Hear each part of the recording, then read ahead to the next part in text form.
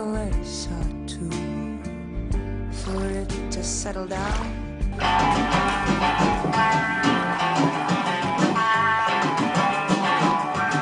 Aujourd'hui, le public a assisté à un petit déjeuner musical. C'est un rendez-vous qu'on fixe une fois par mois dans les bibliothèques de Metz. Où le but, c'est déjà de considérer l'usager ou le public comme prescripteur. Donc il va venir par exemple avec ses morceaux rares de sa discothèque, c'était le cas et la thématique aujourd'hui. Morceaux rares, pépites, perles rares, on dit aussi ça, petits trésors cachés.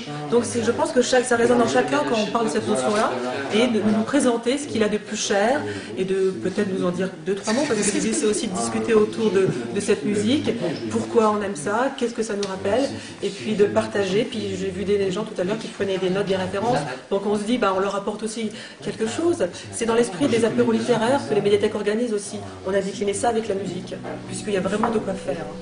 Ce soir, le vent qui frappe à ma porte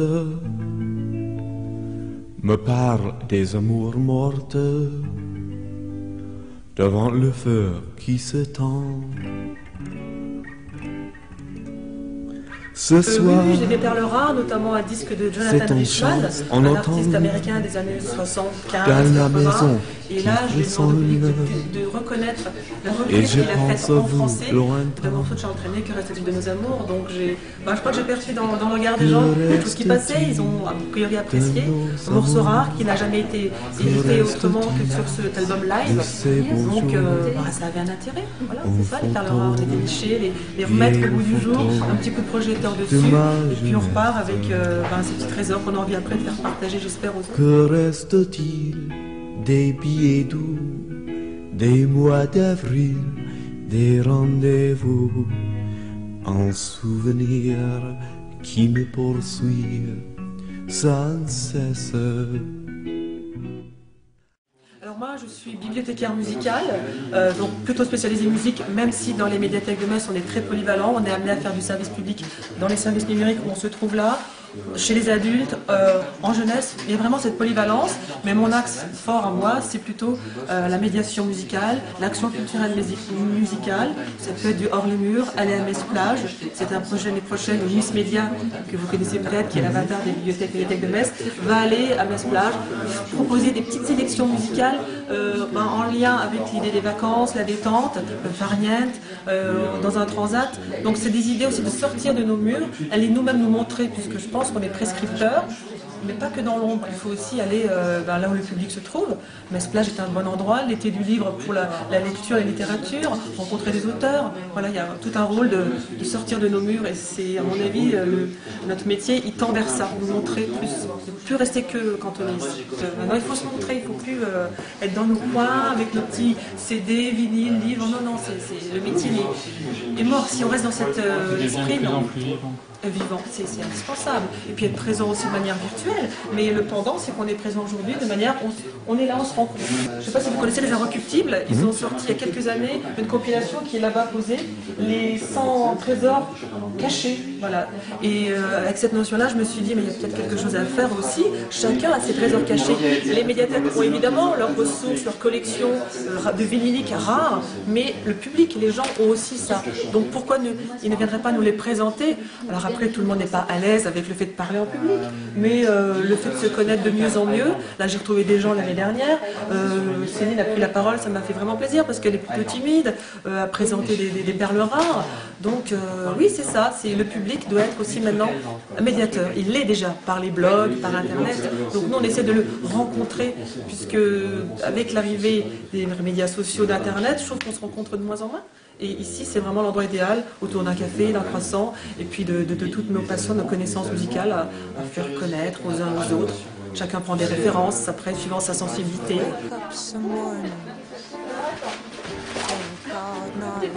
Comme la feuille n'est pas trop fine, ne te mets pas trop fine. Hein. Tu vois, là, elle est pas trop fine. Elle est même, tu peux mettre par terre. Oui, tu t'allonges. Non, je plaisante. Non, mais c'est vrai. D'accord. Donc, je veux bien m'allonger. Donc l'idée, c'est que ce soit un peu raccord avec le photographe. C'est un peu raccord, les épaules et tout. Plus ou moins. Il faut que je m'allonge. Non, on n'ira pas jusque-là, mais c'est le cas. Hein. Il y a ta main. Ah, c'est bien. Je te montre. Ouais, très bien. Et vous vous reconnaîtrez, ça qui est bien. Alors, un peu plus bas. Très bien. Parce que je pense qu'il y a beaucoup de gens qui ne savent pas, d'ados, même moi ado, qui ne savent pas ce que c'est un vinyle. Et je crois qu'il faut garder ce support qui finalement n'est pas si mort que ça. Le CD, lui, tente à mourir, mais le vinyle tente à renaître tout doucement grâce au courant de musique électronique, rap. Et donc, comme ça existe, moi j'ai trouvé Loudoyon, là on le voit, en vinyle. Donc autant alors les médiathèques n'achètent plus de vinyle. On vit sur nos collections à l'époque où le vinyle était présent.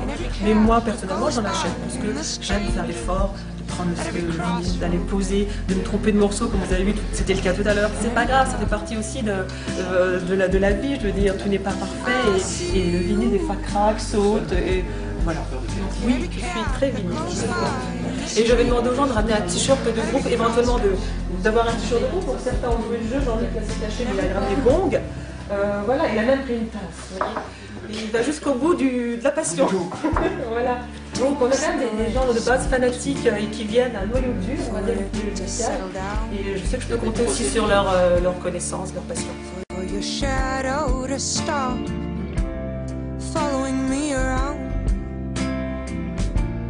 I find myself walking back to all the places we knew, dreaming and wishing to somehow run into you. And of course I wonder, does it happen to you? Does my ghost ever come looking for you? 'Cause all that's left now are my dreams and memories. But I'm glad you came through my life. Non, et l'idée c'est que là c'était la thématique des chansons rares certes, mais à chaque mois, puisque c'est mensuel ce rendez-vous, ça va changer.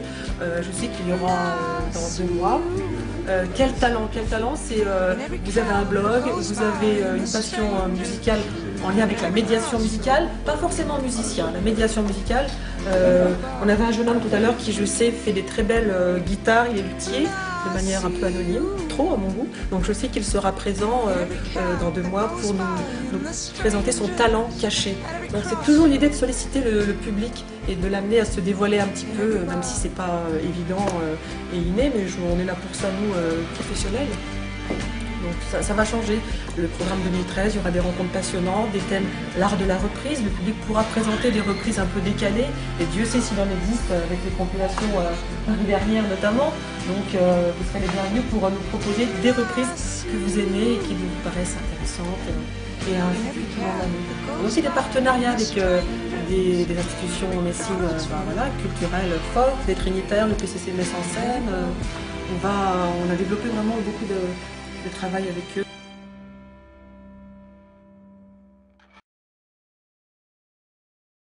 Et vous avez vu, il y avait des gens de tous âges, ça m'a fait plaisir aussi. Hein. Nicole qui vient vraiment régulièrement découvrir une conférence sur le hip-hop, aujourd'hui les chansons rares, et elle est très demandeuse, les gens sont curieux et c'est toujours plaisant parce qu'on fait ça aussi pour aiguiser sa curiosité.